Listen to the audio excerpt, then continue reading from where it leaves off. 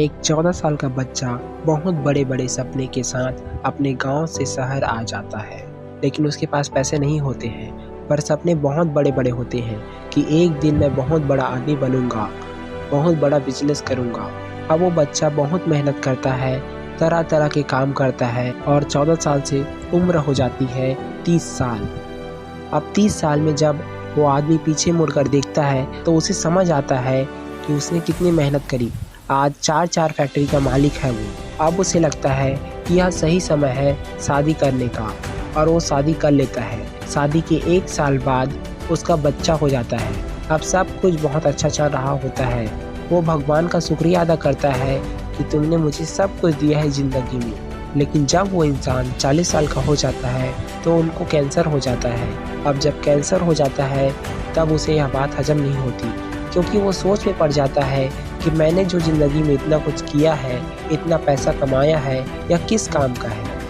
वो सोचता है कि मेरा बच्चा सिर्फ 9 साल का है और मेरे बाद इसे ही बिजनेस देखना है। बिजनेस करने के लिए मैं कैसे इसे तैयार करूँगा, मुझे तो ये भी नहीं पता कि मेरे पास कितना वक्त है। तो वो सोचता है कि मुझे अपने बच्चे को बिजनेस करना सिखाना पड़ेगा। तो वो एक सुबह अपने बच्चे को बुलाता है जो सिर्फ 9 साल का होता है और उसे बोलता है कि आज तुम्हें मैं एक चैलेंज दूंगा, क्या तुम मेरा चैलेंज पूरा करोगी?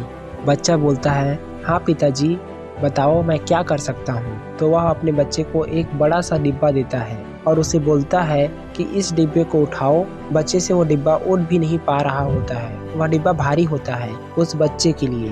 पर फिर भी उस बच्चे को बोला जाता है कि इस डिब्बे में जो भी है उसे तुम अभी नहीं देखोगी।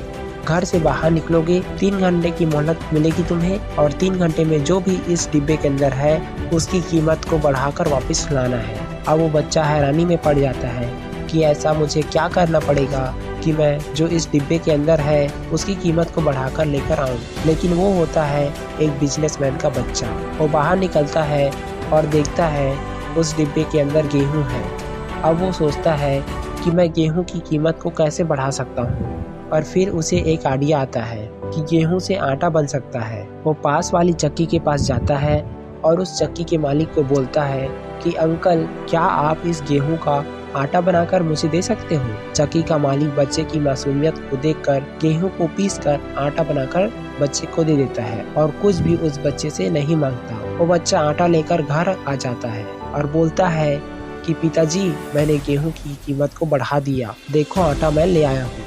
अब उसके पिताजी खुश होते हैं, पर अभी भी उस बच्चे को बहुत कुछ सीखना बाकी है। अगली सुबह वो फिर अपने बच्चे को बुला लेता है और बोलता है, आज जो इस बॉक्स में है उसकी कीमत को बढ़ाकर तुम्हें लेकर आना है। अब बच्चा बाहर निकलता है और देखता है कि उस डिब्बे में वही आटा है जो वो कल पिसवाकर लेकर आया था।